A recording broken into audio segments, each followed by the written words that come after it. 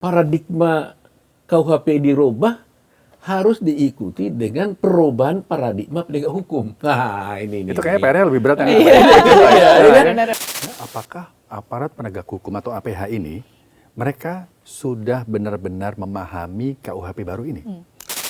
Cenderung orang sekarang bagaimana caranya mendapat keadilan itu dengan mengekspos di media massa.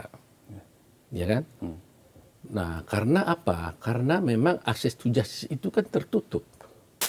Tapi kan memang nggak logis juga kenapa ayat Al-Quran yang dianggap suci, kok you kasih hadiahnya dengan minuman keras.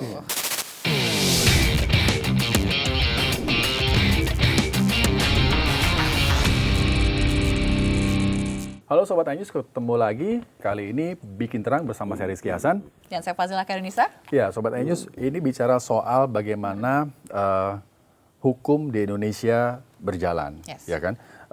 Banyak kasus-kasus yang kemudian muncul menjadi atensi publik. Kita masih ingat bagaimana kasus yang terjadi di Sleman. Dilaporkan, justru pelapornya jadi tersangka. Gitu ya. Nah, bagaimana kemudian dengan KUHP yang baru, KUHP nasional yang mulai berjalan pada Januari tahun ini bisa menjadi tonggak sejarah baru hukum di Indonesia semakin adil. Gitu ya. Nah, sudah hadir bersama kami di sini ada Wakil Menteri Koordinator Bidang Hukum, HAM, Imigrasi dan Pemasyarakatan, Bapak Otto Hasibuan. Terima kasih Pak sudah hadir di sini. Wah, senang jumpa dengan kalian berdua. Terima kasih Bapak. Kita akan banyak bicara soal bagaimana KUHP baru ini nanti berjalan Pak ya. Pertanyaan pertama, banyak Pak masyarakat itu yang belum memahami KUHP baru ini. Kalau harus dijelaskan secara sederhana, apa 3 perubahan yang paling penting dan wajib diketahui oleh masyarakat di KUHP baru ini? Sebenarnya banyak sekali ya. Jadi memang ya KUHP ini prinsip dasarnya adalah ada visi tentunya, ada visi dari pemerintah membuat KUHP tentunya. Karena ini sudah puluhan tahun diperjuangkan untuk dapat KUHP ini. Karena apa? Karena KUHP kita ini berasal dari kolonial. Kan gitu. Jadi visi pertama itu adalah dekolonisasi. Jadi supaya undang-undang yang kita miliki ini adalah berasal dari bangsa kita sendiri. Nah, kedua, diharapkan dengan adanya undang-undang ini terjadi suatu rehabilitasi di dalam masyarakat, ya, sehingga dan adaptif, ya, undang-undang ini juga menjadi adaptif, bisa diterima oleh masyarakat. Nah, kalau perubahan yang fundamental di dalam KUHP ini sebenarnya cukup banyak, tapi yang penting ingin saya sampaikan itu paradigmanya tentunya, paradigmanya yang berubah. Kalau dulu paradigma KUHP ini kan repetitif ya. Jadi intinya adalah KUHP ini dianggap harus kalau orang bersalah harus dihukum, balas dendam. Penghukuman, balas dendam. Itu paradigma di dalam KUHP yang lama. Nah, kalau sekarang nggak seperti itu lagi. Kita prinsipnya adalah kalau dulu kan bagaimana seperti tadi crime controlnya itu, gitu ya. Kalau sekarang ini due process of law. Nah, ya kan? Due process of law itu maksudnya itu adalah bagaimana hukum itu dapat dijalankan sesuai dengan aturan-aturan hukum yang ada dan secara terbuka dilihat. Jadi tidak mentargetkan suatu, pokoknya ada hasil dia harus dihukum dan sebagainya. Nah, paradigma yang saya sebutkan tadi itu intinya adalah ada 3 di paradigmanya. Pertama, korektif. Kalau tadi itu balas dendam, maka KUHP ini pikirannya adalah bagaimana agar masyarakat atau orang yang melakukan tindak pidana itu bisa bertobat, menerima, memahami dan memahami tentang apa yang dilakukannya. Jadi ada perdebatan di dalam dia. Itu jadi koreksi kepada dirinya sendiri. Sebab kalau dibiarkan dia tetap melakukan suatu perbuatan pidana, masuk penjara, tapi tetap dia nggak ada perubahan pada dirinya, ini akan berpotensi menjadi seorang residivis terus. Jadi ada koreksi kepada si korban, si pelaku sendiri. Nah, yang kedua itu adalah bagaimanapun korban, pelaku perlu ada prinsip rehabilitasi. Ya kan? Jadi rehabilitatif. Rehabilitasi maksudnya adalah kalau orang itu sudah masuk penjara, kemudian tidak pernah direhabilitasi tentang dia sendiri, nama baiknya, semuanya tentang kehidupan dia. Maka ketika dia keluar dari penjara, maka dia akan tidak diterima oleh masyarakat. Karena nggak rehabilitasi. Sejak dari penjara sampai di masyarakat, nggak bisa diterima. Sehingga berpotensi mengulangi perbuatannya lagi.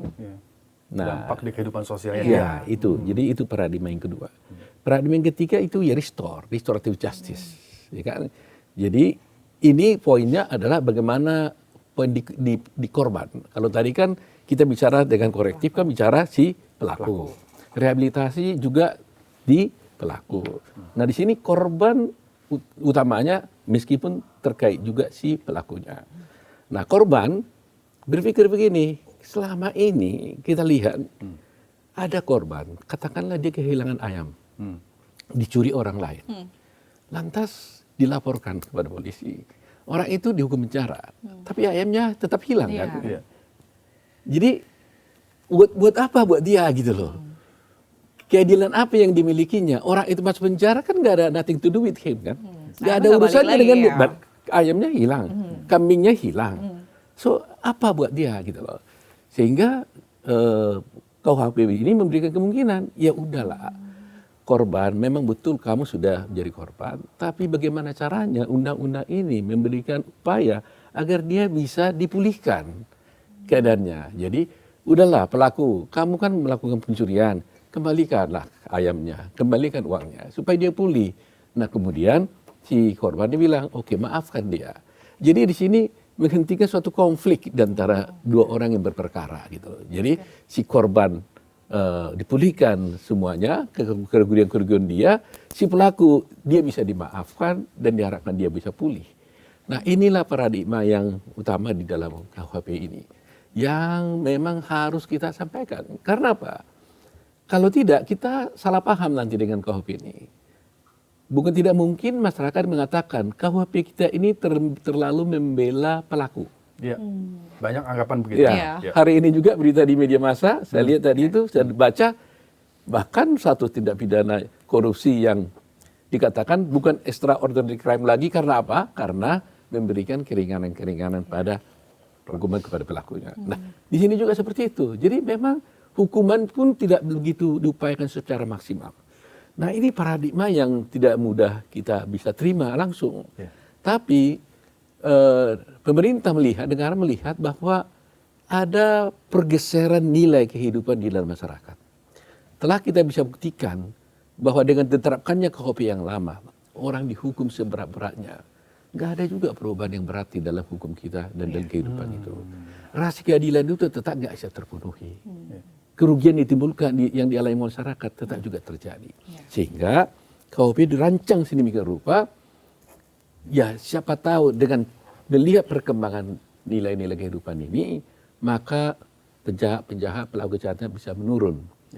Nah ini juga dimulai juga dari pemikiran juga, coba kita lihat di penjara, overloading kan, overcrowding, ya, overcrowding itu, crowded semua di sana itu. Nah bahkan umpamanya satu penjara kapasitasnya 500 orang, dihuni dengan 1000 orang. Dan yang paling bahayanya lagi, di sana kita lihat bisa 2 kali lipat, lebih kurang 57% itu adalah pelaku tindak pidana narkotika. Can you imagine it? Begitu. Nah, dan kita lihat juga ternyata dari pelaku narkotika itu banyak juga pemakai pertama, first offender, ya kan? Jadi pelaku pertama itu banyak gitu. Artinya baru coba-coba dia mengisap ganja, masuk penjara, bayangkan aja udah masuk penjara, sekolah di penjara, sekolah kriminal tentunya, keluar-keluar jadi bandit lagi, jadi pengedar. Nah, jadi apa yang telah dihasilkan dengan KUHP yang lama? Banyak orang masuk penjara, negara harus membayar biaya makannya, keluar dia dari masyarakat, tidak rehabilitasi, tetap jadi bandit juga. Nah ini nggak akan menyelesaikan masalah. Nah jadi dicobalah dengan KUHP yang baru ini, dengan membuat paradigma yang baru. Nah, tentunya tantangannya juga banyak. Nah, Itu dia. Di sini dia. Itu dia. Itu dia kan gitu ya. Oke, tapi mungkin Mas Rizky banyak juga Pak Oto yang mengeluhkan begitu ya. Karena sekarang apa istilahnya hukum tuh tajam ke bawah tapi tumpul ke atas. Nah kita penasaran, tentunya kita berharap dengan KUHP yang baru ini itu bisa, tadi kan Mas Rizky ngomong soal keadilan. Pak Oto juga menyebutkan soal keadilan. Nah apakah KUHP yang baru ini bisa merubah persepsi itu atau hanya sebatas penggantian atau perubahan atau aturan aja? Kalau soal tumpul ke atas, tajam ke bawah, di sini sebenarnya bukan peranan peraturannya. Ini peranan law enforcement-nya. Jadi bagaimana penegak hukum melaksanakan undang-undangnya. Jadi directly nggak ada kaitan KUHP ini dengan hal yang tadi itu. Karena di sini adalah kaitannya lebih banyak ke budaya hukum. Ya. Katakanlah ada aturan, ada KUHP yang lama dan yang baru. Terus kan ini dilaksanakan oleh penegak hukum tentunya. Nah, selama ini kenapa bisa dia tumpul? Bukan karena KUHP-nya kan, tapi karena si penegak hukumnya tidak melaksanakannya dengan baik. Jadi bukan peraturannya. Nah, karena prinsipnya bagi saya, sejelek apapun peraturannya, tapi kalau dilakukan oleh penegak hukum yang baik, itu pasti lebih baik ketimbang aturan yang baik tapi dilaksanakan oleh penegak hukum yang tidak baik, maka kan gak ada gunanya juga. Oke. Jadi pertanyaan selanjutnya, apakah aparat penegak hukum atau APH ini mereka sudah benar-benar memahami KUHP baru ini supaya tidak tajam ke bawah dan turun ke atas? Harapannya sih seperti itu. Saya yakin tentunya karena mereka penegak hukum pasti mereka sudah mendapatkan pemahaman yang luas tentang ini. Walaupun kita perlu evaluasi ya. Ini kan sudah hampir 1 tahun kalau nggak salah ya. Iya, 2026 kan? Berlakunya kan. Nah, jadi nanti dalam 1 tahun ini kita juga ingin membuat suatu evaluasi. Evaluasi dalam arti dengan adanya KUHP ini, kira-kira pelaksanaannya di masyarakat kayak apa? Ya kan? Karena bagaimanapun kita bisa mengatakan sekarang ini KUHP ini adalah dambaan dari bangsa kita. Oke, karena memang itu sudah dicanangkan dari berapa puluh tahun yang lalu. Dan secara undang-undang kita lihat isinya sih oke. Tetapi pasti ketika dilaksanakan, kan kita lihat di masyarakat, oh banyak benturan-benturan. Jadi ini harus kita evaluasi. Umpamanya. Nah, kalau sudah evaluasi kan kita harus minta semua. Kira-kira ini bermasalah karena undang-undang yang bermasalah atau karena penegak hukumnya yang tidak melaksanakan dengan baik. Betul, itu dia tuh. Nah, ini. Ini PR-nya. Ya, kalau sudah bicara penegak hukum, kita nggak boleh tidak harus bicara dengan legal culture, kultural. Nggak bisa tidak. Ya, ini memang berkali-kali, kadang-kadang saya bosan juga bercerita tentang ini, tapi memang kenyataannya itu. Iya kan? Belum paradigma KUHP dirubah, harus diikuti dengan perubahan paradigma penegak hukum. Nah, ini. Itu kayaknya PR-nya lebih berat. Kalau KUHP-nya berubah paradigmanya, penegak hukumnya nggak berubah, ya tetap aja nggak berhasil ini. Nggak berhasil. Nah, mampu nggak itu ditransformasikan kepada penegak hukum paradigma ini, dan mereka mau melaksanakan ini? Itu ujiannya. Ujiannya di situ. Kalau mereka rejection terhadap KUHP ini, wah lebih parah lagi. Ya kan? Kalau mereka umpamanya biarkan aja begitu, itu masih lumayan. Tapi kalau dia reject itu melawan, tidak setuju dengan itu kan repot. Tapi Pak Oto melihat apakah ada indikasi bahwa rejection itu dari aparat penegak hukum dalam kasus KUHP yang baru ini? Mereka tidak mau menerima atau tidak mau tahu. Mereka mau tahunya ya, saya tahunya undang-undang KUHP yang lama atau memang rejection sih saya lihat tidak, penolakan itu tidak ada. Tapi saya hanya khawatir bahwa mereka itu sulit untuk menerima perubahan itu, paradigma itu. Sulit sekali kan gitu. Karena sudah lama sekali mereka itu memegang prinsip yang lama kan. Jadi dulu kan bagaimana kekuasaan, ya kan dilakukan. Nah sekarang ini kan tidak. keseimbangan karena ukurannya kita itu kan sudah jelas, Undang-Undang Dasar, kemudian hukum hukum yang hidup di Pancasila, hak asasi manusia, ya, rasa keadilan masyarakat. Ini sudah 4 ini sudah menjadi ukuran di dalam pelaksanaan KUHP ini. Nah, kalau dulu itu kan pikirannya kan bagaimana kekuasaan bisa dilaksanakan. Dan mereka tidak begitu peduli dulu dengan keadilan kan. Nah, tapi harapan saya yakinlah. Karena saya lihat di kepolisian, di kejaksaan, mereka juga sudah mulai ya. Apalagi dengan ada kasus-kasus yang sekarang ribut-ribut, ya kan? Ada dengan di pengadilan ada soal peradilan yang sedemikian rupa, itu kan merupakan paradigma yang harus diikuti. Iya. Suka atau tidak suka, ya itulah kenyataannya. Peradilannya berapa kali gitu ya? Berapa kali ya? Berkali-kali. Nah, kan itu juga suatu hal yang perlu menjadi pemikiran kan? Betul. Kan ini sebenarnya evaluasi harus dilakukan terhadap KUHP-nya kan gitu. Tadi hari ini kita bicara KUHP, tapi ternyata di situ pun perlu dievaluasi. Pembuat undang-undang ternyata kecolongan nih, tidak memperhitungkan hal ini. Ada titik lemah kan? Dan ini kepintaran lawyer kan? Lawyernya kan canggih melihat di lubang nih, dia pakai itu. Nah, pertanyaannya sekarang apakah itu mau disalahkan? Siapa mau disalahkan dalam situasi seperti itu kan? Nah, jadi saya kira kita harus optimis lah ya. Tapi yang penting itu PR kita yang paling berat adalah bagaimana caranya agar perubahan paradigma di KUHP itu bisa juga terjadi perubahan di penegak hukum. Penegak hukum ya. Itu kuncinya. Kunci. Nah, ada juga yang mengatakan begini, Pak Oto. Apakah nggak apa-apa ya? Oh, silakan. Pak.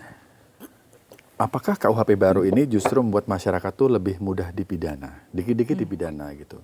Kemudian ada yang bilang kalau nggak viral, no viral, no justice gitu.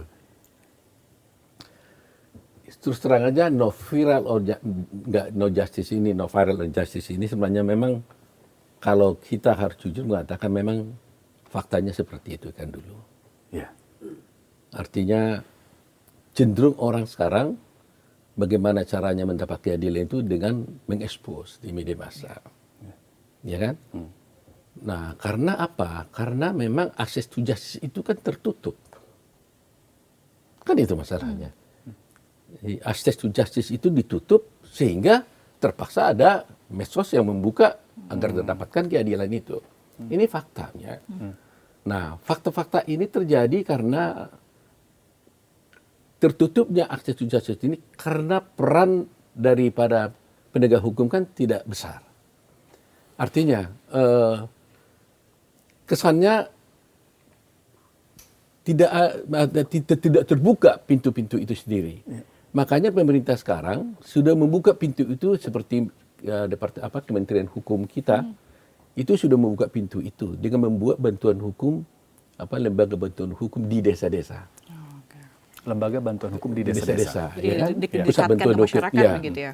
Jadi kalau selama ini itu terjadi di umpamanya seperti LBH yang ada di Jakarta.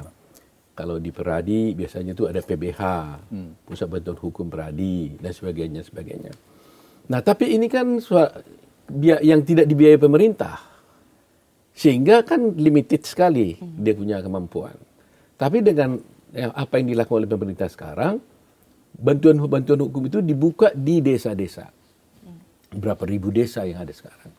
Nah, apa hubungannya dengan no violence to justice? Kalau dulu di desa terjadi suatu perbuatan pidana atau yang merugikan masyarakat yang tapi tidak mendapat keadilan, tidak ada yang bisa, tertutup kan? Iya. Tapi dengan ada bantuan hukum di sana, ada pengacara di sana, ya di desa-desa itu, atau mungkin juga sebagai paralegal di situ, maka sudah tersalurkan. Kesulitan dia itu disalurkan melalui kepala desa kontak kepada bantuan hukumnya atau paralegalnya, mereka sudah bisa diselesaikan masalahnya. Nah, karena kalau dulu ini nggak ada, bayangin aja, ya bagaimana dia bisa mendapat keadilan? Nah, dengan adanya teknologi, ya no viral, no justice, di-expose, kan gitu. Nah, mula-mulanya memang kenyataannya seperti itu. Tapi akhir-akhir ini saya lihat, di lembaga penegak hukum sudah mulai menyadari ini. Jadi kalau ada masalah-masalah yang tempat mereka sudah cepat-cepat mengatakan, ya udah, cepat selesaikan. Kalau tidak nanti juga expose. Selama ini mereka coba menutup-nutupi, ya kan? Lapor ke atasan tutupi, ya kan? Lapor ke atasan lagi ditutupi lagi. Tapi kalau dibuka di medsos kan terbuka. Yes. Nah, jadi ya itu fakta yang tidak bisa kita pungkiri, ya kan? Tapi itu baik. Ya, walaupun ya, baik maksud saya itu kan membuka juga persoalan-persoalan yang ada, sehingga yang penting bagi kita adalah kita ini harus berubah, ya kita harus memperbaiki diri, jangan kita salahkan orang yang membuat viral itu, betul, iya dong itu hak mereka dong mendapat keadilan, tapi kita yang harus berubah, ya kita jangan lakukan yang jahat supaya mereka tidak buat viral. Itu.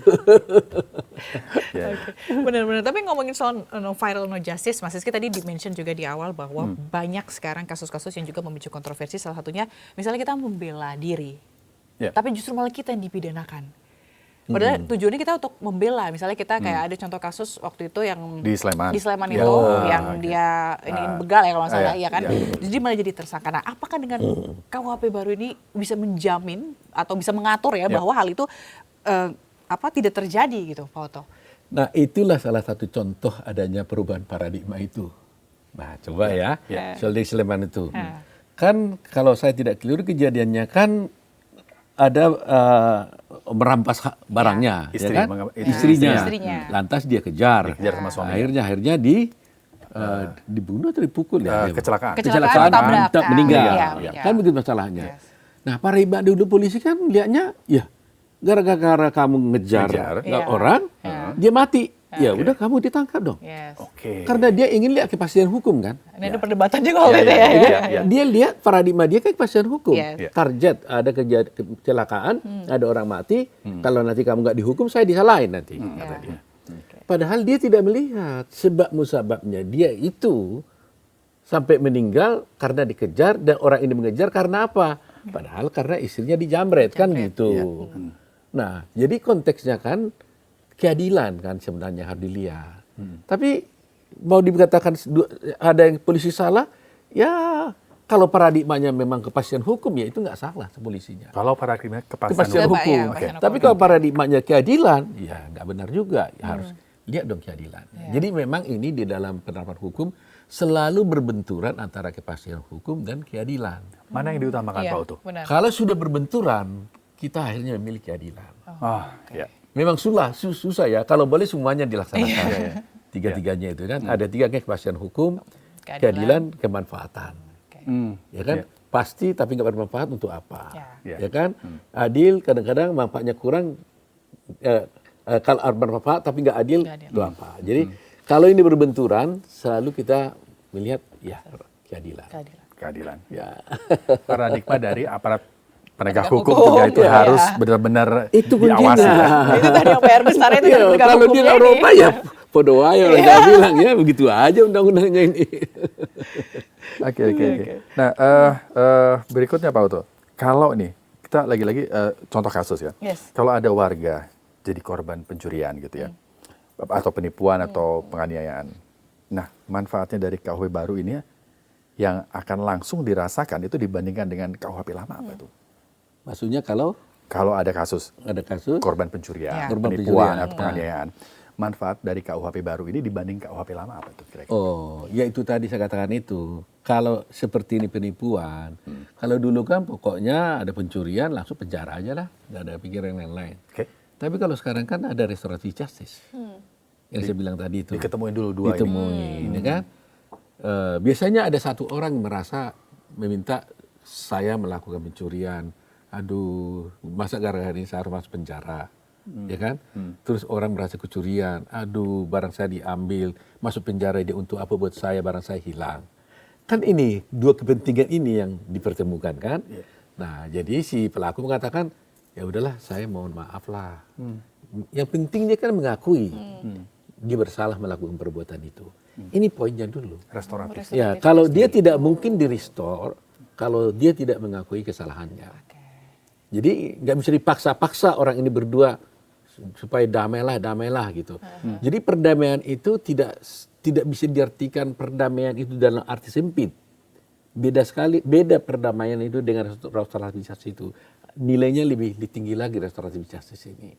Kalau berdamai kan kita lihat aja, karena dipaksa-paksa tekan perdamaian kan bisa saja. Ya, ya. Ya kan? Ya, atau karena uangnya banyak ya udah damai. Tapi bukan itu sebenarnya yang diharapkan oleh KUHP ini. Yang diharapkan itu adalah sungguh-sungguh kau menyesal, mengakui perbuatanmu, kemudian kau mau minta maaf kepada pelakunya, dan pelakunya itu dengan dari hatinya dia bisa menerima permintaan itu dan kerugiannya dipulihkan. Jadi lebih dalam daripada perdamaian itu sendiri. Jadi ada nilai kemanusiaan dan nilai keadilan di situ. Yes, gitu. Oh, jadi tanpa harus dipenjara dengan Tidak restoratif penjara, justice itu dia bisa langsung ganti rugi ke Iya, korbannya. Bisa. Atau mungkin ya diringankan umpamanya. Kan bisa juga. Ya Karena kan? udah ganti rugi itu Ganti bisa rugi, diringankan. ya. Jadi semua hal bisa dapat. Tapi yang penting itu. Jadi apa yang didapat oleh KUHP dengan ini, tadi saya katakan. Orang melakukan pencurian, dia minta maaf, tentunya dia menyadari perbuatan itu salah. Harapan KUHP apa? Jangan lagi ulangi perbuatan itu. Itu satu, ya kan? Kedua, dia minta maaf, dipulihkanlah kerugian daripada si korban, dipulihkan hatinya yang terluka gara-gara perbuatan itu, dipulihkan kerugian ekonominya karena perbuatan itu. Itu harapan KUHP. Jadi sangat mulia sebenarnya. Iya. Sebenarnya kalau dipikir tadi sebenarnya bagus ya karena tadi menekan prinsip keadilan tadi gitu ya. Tapi kalau tadi kita bahas sebenarnya memang yang jadi PR adalah bagaimana tergantung dari si penegak hukum ya, Pak Oto ya. Maksudnya nah ini PR-nya gitu. Ini PR sebenarnya. Tadi Pak Oto menjelaskan bahwa sebenarnya KUHP baru ini udah bagus, tapi tergantung dengan penegak hukumnya. Nah mungkin dalam waktu dekat gitu, mungkin pemerintah dalam hal ini akan memberikan sosialisasi mungkin ke para penegak hukum atau ke setiap daerah gitu supaya bagaimana benar-benar bisa dijalankan gitu. Atau tadi kan Pak Oto juga bilang bahwa sebenarnya masalahnya dia masih pegang yang lama nih, yang baru masih belum bisa ini. Nah, gitu. Karena Ada nggak Pak? Udah 8 bulan Udah ya berjalan ya. iya. 8 bulan, Belum berjalan. Yang Ya, masih saya belum pikir kena gitu. Saya sendiri terus terang aja hampir setiap 1 atau 2 minggu saya sudah keluar daerah nih. Bicara ini melulu sebenarnya. Kepada aparat penegak hukum di Kepada daerah. penegak hukum, mahasiswa, masyarakat. Karena tidak hanya para penduduk, semua masyarakat harus tahu juga. Yes. Oke. Karena jangan sampai tiba-tiba diperlakukan KUHP itu dia merasa kok jadi bisa begini. Contoh pokoknya yang tadinya hukuman di KUHP ini sudah diringankan, diturunkan, tiba-tiba masyarakat bilang saya lapor kok jadi hukuman dia rendah. Dia nggak tahu ada perubahan KUHP gitu loh. Nah untuk penegak hukum juga seperti itu. Dia masih terikat dengan yang dulu gitu loh. Nah, jadi saya walaupun sebenarnya tupoksi saya tidak langsung dengan ini, karena kita kan koordinasi tentang perundang-undangan dan sebagainya. Tapi saya merasa bahwa ini sangat penting dan itu harus rajin diberitahukan. Kalau beruntung juga ada teman-teman yang sudah menyampaikan melalui podcast atau juga melalui medsos, TikTok dan sebagainya. Tapi itu kan pendek-pendek. Iya. Saya khawatir justru jadi salah. Iya. Dia tangkap sepotong karena berita di TikTok, akhirnya dia pakai itu. Padahal sebenarnya ada uraian lebih lanjut kan gitu. Itu ada bahayanya. Karena ada penjelasan di TikTok mungkin bla bla bla gitu. Tapi bahaya itu kalau tidak diikuti dengan pengetahuan lebih lanjut gitu. Jadi itulah saya pikir. Jadi berarti sosial terus dilakukan begitu ya Harus dong, mengenai harus dong. ini ya. Karena jangan pula, karena bagaimanapun ya kita juga harus lihat ya setelah 8 bulan nih, udah 8 bulan. Iya, 8 bulan, 8 bulan. Januari. Kita melihat ada juga keluhan yang kita dengar dari masyarakat bahwa ini bisa disalahgunakan juga kan. Iya kan. Iya. Soal bagaimana umpamanya orang ini dua damai, ya kan? Si pelaku sudah minta maaf, terus korbannya sudah memaafkan, mereka perjanjian damai. Ini kan harus dibawa ke pengadilan umpamanya untuk bisa ditetapkan oleh pengadilan. Tapi kalau penegak hukum nggak mau melaksanakan, nggak boleh damai katanya gimana? Kan silakan juga. Iya. Kan masalah baru juga kan? Iya benar. Iya. Ya kan? Dia tidak bawa ke pengadilan untuk ditetapkan, nggak jadi. Yang dua sudah damai, tapi nggak diputus-putus, nggak diajukan. Nah ini potensi terjadinya, ya kan? Jadi kalau ini terjadi harus panjang lagi kita cerita. Bagaimana ini menyelesaikannya? Apakah si orang itu jadi gugat polisinya? Apa harus ke peradilan dan sebagainya? Ini masalah lain lagi. Tapi ada target nggak Pak Oto dari pemerintah gitu untuk supaya bagaimana KUHP baru ini dan para penegak hukum ini bisa berjalan selaras begitu. Ada target, misalnya target 1 tahun atau 2 tahun, supaya itu bisa berjalan selaras, supaya KUHP ini benar-benar mengedepankan keadilan dan kemanusiaan gitu. Target seperti itu sih tidak. Tapi harapan kita, dan saya yakini juga, para pemimpin penegak hukum itu kan pasti sudah dengan KUHP ini di jajarannya masing-masing kan sudah pasti menjelaskan hal itu, ya kan? Walaupun karena baru pasti akan timbul nanti perbedaan-perbedaan, katakanlah. Jangankan hanya polisi dan hakim, polisi dan jaksa, hakim pun bisa memberikan putusan yang berbeda-beda terhadap hal yang sama. Di pengadilan A mungkin dia cara berpikirnya begini, di pengadilan B seperti ini, dan itu sudah mulai kita dengar.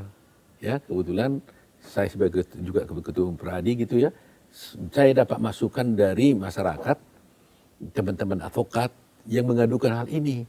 Bagaimana ini Bang nih, di pengadilan A kasus yang sama ini diterima, di pengadilan lain ini tidak diterima. Nah, ini kan pasti terjadi karena memang perbedaan pemahaman, penafsiran terhadap KUHP itu sendiri. Tafsir hukum. Ya, tafsirnya. Jadi saya pikir kita butuh waktu lah ya. Betul waktu. Ya, tapi kita nggak boleh terus-menerus mengatakan ya ini maklum masih baru. Oh Tapi jangan. orang udah keburu korban kan? Orang udah keburu kasus nanti. Karena menyangkut hidup orang banyak kan, keadilan Iya, gitu loh. Jadi nggak boleh main-main, memang kita harus cepat kerja keras memang untuk itu. Oke, tapi kalau untuk keberhasilan KUHP baru sendiri gitu ya, Pak Oto, untuk 5 tahun ke depan deh kita ukuran dari keberhasilan sendiri, apakah nanti diukurnya dari angka kejahatan yang berkurang, ataukah meningkatnya kepercayaan masyarakat terhadap hukum dan juga penegak hukum, atau ada indikator lain yang jadi target dari pemerintah sendiri? 5 tahun ke depan Iya, 5 tahun ke depan. Indikator ini kan ada dua kan, kualitatif sama kuantitatif. Ya, dari kuantitatif kan kita coba melihat berapa sih jumlah yang ada laporan pidana, tindak pidana yang terjadi. Kita bisa lihat di polisi umpamanya, LP yang ada berapa. Kemudian kita bisa lihat perkara-perkara yang ada di pengadilan. Ini kan sebenarnya bisa kita lihat sebagai salah satu indikator. Tetapi yang paling penting soalnya kualitatifnya, ya. Apapun yang terbanyak dilaporkan, tapi masyarakat ini sudah merasa ada rasa keadilan nggak di masyarakat ini? Ini. Kemudian rasa keadilan itu apa yang kita lihat dari gambarannya? Gambaran apa yang kita lihat dari rasa keadilan itu? Ya tentunya adalah dari rasa percaya mereka kepada penegak hukum. Jadi kan banyak survei nanti melihat bagaimana tingkat kepercayaan, kepuasan masyarakat terhadap pelaksanaan hukum di Indonesia. Ya kan terlihat nanti. Ya. Nah, kalau kepercayaannya tinggi, berarti pelaksanaan hukumnya sudah baik, gitu loh. Nah, baru nanti akan dilihat hubungan kausal, apakah memang ada hubungan antara aturannya dengan pelaksanaannya. Ya kan, itu juga harus terlihat juga memang itu. Itu seperti saya katakan tadi itu, yang paling utamanya itu adalah memang penegak hukumnya ini. Oke. Baik, Pak Oto, ini pertanyaan terakhir. Ini kaitannya dengan ada satu kasus yang lagi viral nih Pak. Nah, bagaimana KUHP yang baru ini memandang kasus ini? Ada satu kasus di mana dianggap melecehkan agama. Jadi ada satu konser musik di mana di situ di dalamnya ada satu booth ya, menjual minuman beralkohol. Nah, ada aktivitas yang meminta pengunjung untuk men-challenge. Men-challenge. Jadi panitianya men-challenge siapapun yang ada di situ yang bisa hafal surat ini, surat Al-Quran ini, dalam hal ini surat Ad-Duha ya. Surat Ad-Duha akan dapat 1 botol miras. 1 botol menyebutnya, bukan botol miras, 1 botol. Nah, KUHP ini bagaimana memandang kasus seperti ini? Apakah tetap mengedepankan restoratif? Karena kan yang ini akhirnya yang terluka kan banyak orang. Kaitannya dengan keyakinan. Kalau menurut Pak Oto bagaimana? Ada yang melakukannya enggak? Ada yang mau ikut challenge itu enggak? Ada. Ada ya? Ada. Ini persoalan sulit memang ini ya. Karena yang tersakiti bukan satu orang. Iya, kan? Karena keyakinan. ya, keyakinan berhubungan. Tapi lucunya yang memvote itu nggak merasa terluka kan gitu. Nah, itu. Ya kan? Ya. Kan katanya tadi kan ada siapa yang tahu ayat ini? Ya. Orang ini mau datang gitu. Nggak terluka dia malah pengen dapat minuman kan begitu. Iya. Nah, jadi kalau sudah begini memang harus hati-hati kita melihatnya. Intention daripada si yang melakukan ini apa sebenarnya. Oke, intention Ya kan? Kalau di dalam hukum pidana itu ada mens rea-nya apa. Mens rea. kan? Mens rea. Nah, karena dia bisa aja mungkin membuat suatu quiz seperti itu supaya istilahnya menarik, ya ta? Tapi kan memang nggak logis juga. Kenapa ayat Al-Quran yang dianggap suci, kok you kasih hadiahnya dengan minuman keras? Yang mana hal itu kan tidak boleh. Iya, Gitu. tangan. Ya kan gitu kan? Yes. Jadi orang merasa, lah lu menghina nih. Kau menghina ayat kita, kau sepelekan ayat itu hanya dengan minuman keras gitu kan. Itu kan pasti rasa keadilan masyarakat yang ada kan begitu kan di masyarakat kita. Nah, jadi makanya saya bilang kalau ini terjadi memang ini kan bisa dibawa ke ranah hukum tentunya. Tetapi penyidik harus memang hati-hati di dalam hal ini. Ya, kita lihat niatnya. Sungguh-sungguhkah dia melakukan perbuatan itu? Apa niatnya ada atau tidak? Atau memang ya kita mau melihat begini, you niat atau tidak, yang penting you udah salah. Nah, itu kita mau pakai yang mana di sini. Jadi kalau saya melihat dari pandangan tadinya, kan kita sudah katakan tadi, ada 3 tujuan hukum itu kan, kepastian, pemanfaatan, keadilan. Nah, terlanggar nggak rasa keadilan masyarakat di sini? Oke. Nah, kalau terlanggar, ya tentu harus bisa Tindak, dijalankan, ya kan? Tapi apakah ini bisa dimaafkan? Ya ini tergantung kepada masyarakat sendiri. Ya kan? Kenyataannya banyak juga laporan-laporan di polisi, kalau soal penghinaan kan itu bisa didamaikan di antara mereka. Saya tadinya disakiti, ternyata saya sudah bisa maafkan, dia selesai. Tapi ini kan persoalannya masyarakat kan. Masyarakat. Bagaimana mengukur ini? Gitu loh. Jadi memang harus bijak dan penegak hukum saya kira penuh hati-hati untuk bisa memperhatikan ini supaya rasa keadilan masyarakat bisa terpenuhi. Lagi-lagi tergantung penegak hukum ya Mas Rizky ya. Iyalah, pemerintah dan DPR udah mau buat aturannya gitu kan supaya lepas dari aturan-aturan kolonial. Benar. Sudah jadi menyesuaikan dengan perkembangan zaman, ya sekarang PR-nya tinggal pelaksananya. Benar.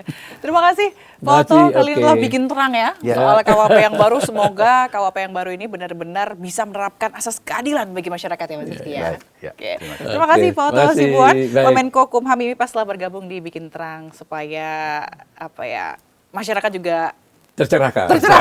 jadi terang gitu ya melihat kau jangan sampai dibodoh-bodohin lagi gitu. Terima kasih. Itu dia Sobat iNews Bikin Terang kali ini. Saya Fazila Kaunisa. Dan saya Rizky Hasan, terima kasih dan sampai jumpa. Sampai jumpa. Baik.